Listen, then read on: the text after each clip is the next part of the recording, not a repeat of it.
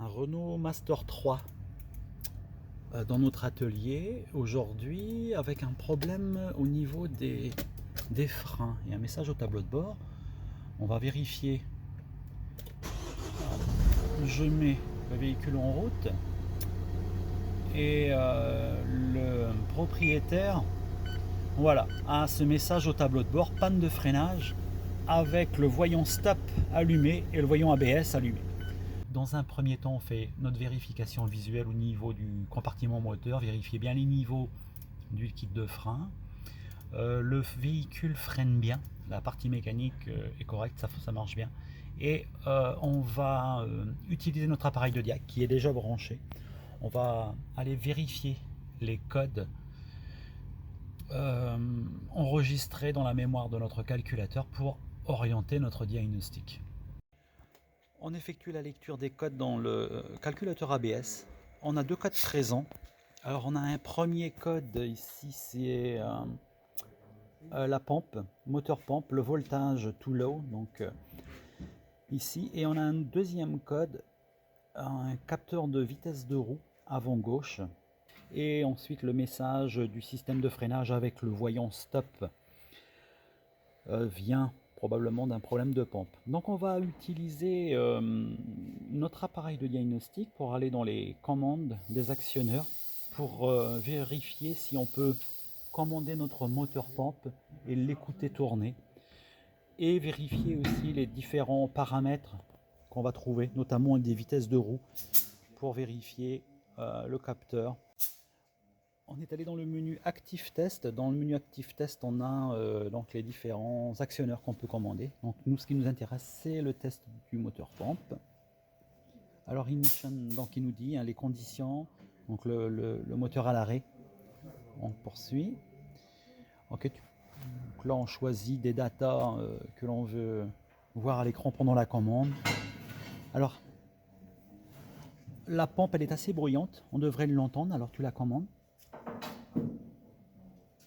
Donc la commande est réalisée, cependant la pompe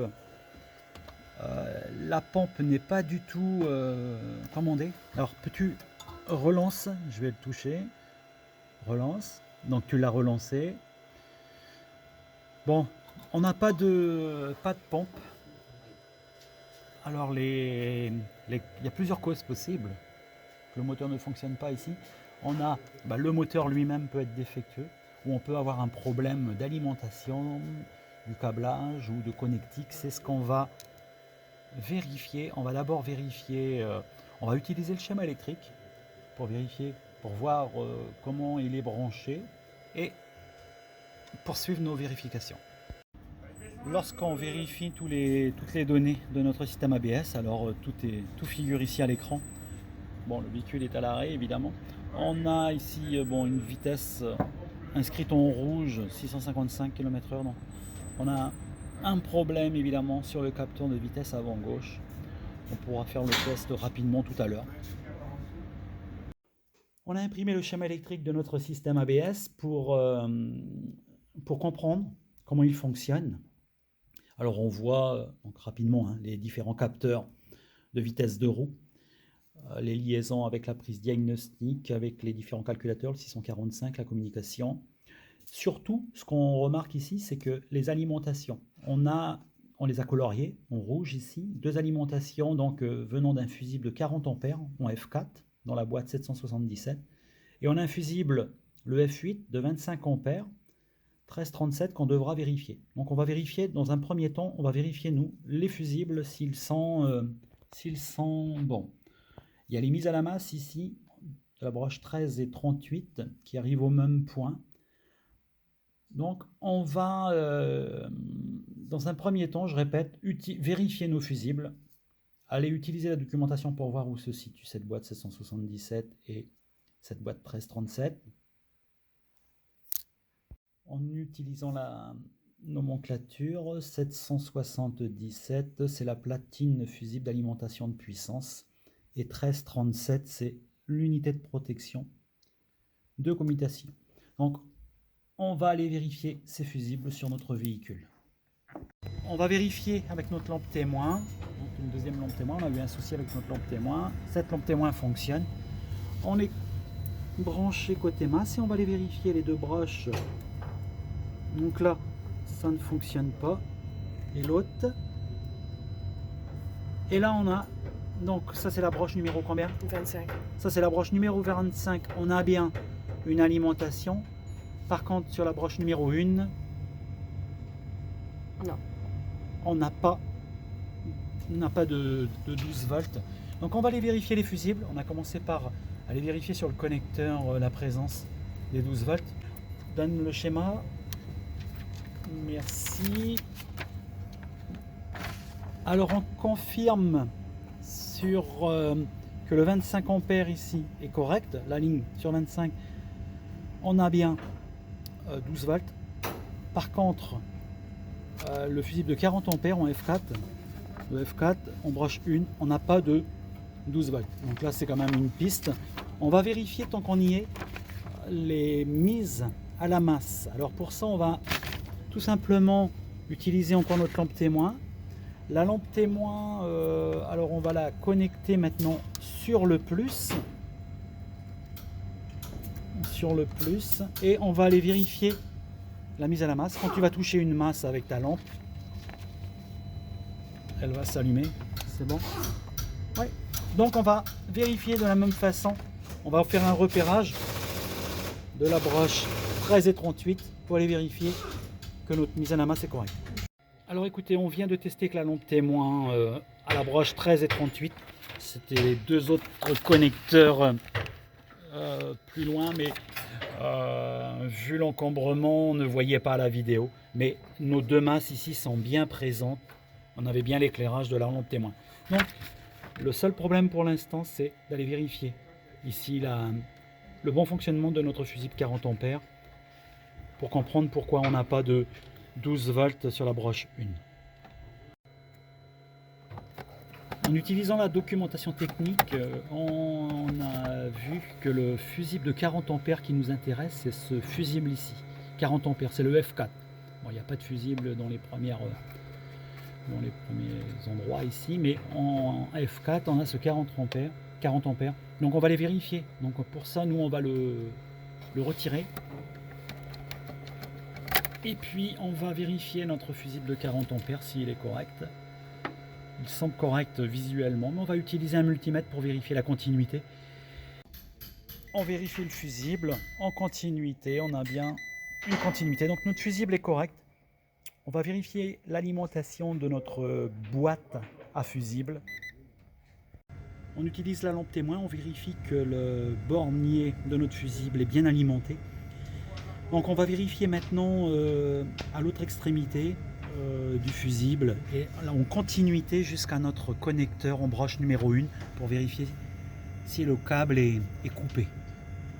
On a branché un ohmmètre entre notre deuxième broche de notre fusible, c'est-à-dire le fil qui devrait normalement se rendre à notre connecteur. On se broche, on est branché à la broche numéro 1 et notre multimètre ne fonctionne pas, on n'a pas de continuité. Donc tu peux arrêter. On suspecte que, on est même sûr que la liaison entre notre fusible et notre boîtier ne fonctionne pas. Alors on va faire un test parce qu'on a essayé de voir où le câble était susceptible d'être cassé dans la gaine. Mais on a beaucoup, c'est très difficile d'accès. Le câblage il est difficile à suivre. Alors on va, pour confirmer notre diagnostic, on va rebrancher notre connecteur et on va appliquer une tension en back probe, c'est-à-dire par le connecteur, d'une tension 12 volts sur notre connecteur, et on va faire un essai de notre système ABS pour voir si la pompe réagit avec l'utilisation d'un 12 volts séparé. On a fait quelque chose d'intéressant, donc on a rebranché notre connecteur. Je suis venu sur la broche numéro 1 en back probe ici, alimenter carrément un 12 volts venant de la batterie. On va commander maintenant, on utilise l'appareil de diagnostic pour utiliser la pompe, commande. Et voilà, et donc la pompe fonctionne. Donc ce qui confirme qu'on a bien ici un problème d'alimentation entre notre fusible et notre bornier. La pompe fonctionne. Alors ce qu'on va faire, on a revérifié pour voir si on pouvait déterminer l'endroit où le câble était coupé. Ça semble très difficile, faut faire vite en plus avec ce véhicule. Il faut qu'il sorte de l'atelier ce matin. Donc on va passer un câble. On voit, si j'utilise la pile ici, on voit là, sous notre fusible, le fil ici, le fil rouge. Ce fil rouge, c'est celui qui part à notre calculateur ABS. Donc on va couper ce fil, on va passer un autre câble directement au fil volant à notre alimentation. Donc il sera tout de même protégé par le même fusible, le fusible de 40 ampères. On va replacer notre fusible de 40 ampères et c'est après le fusible qu'on va faire la connexion. Alors on a placé un câble entre le fusible, on a replacé le fusible et notre calculateur. Donc là on va mettre des colsans pour tenir le fil. On va commander avec notre appareil de diag notre moteur. Voilà, la pompe tourne bien. Tu peux recommander la pompe. On refait une. Voilà. La pompe tourne bien. Donc on va effacer les codes, on va faire un essai. On va aussi se préoccuper de notre capteur de vitesse de roue avant gauche pour établir le bon fonctionnement de notre système ABS. Voilà, on a effectué toutes les réparations sur notre système ABS. On va faire un contrôle. J'établis le contact, on voit bien tous les voyants s'allument, c'est normal. Je lance mon moteur et on attend. Donc on voit ici les voyants freinage ABS ne réapparaissent pas au tableau de bord. Donc la réparation est correcte. Voilà. Une dernière petite vérification avec l'appareil de diagnostic.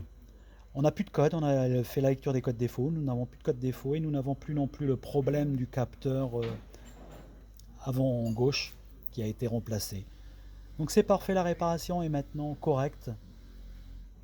C'est fini.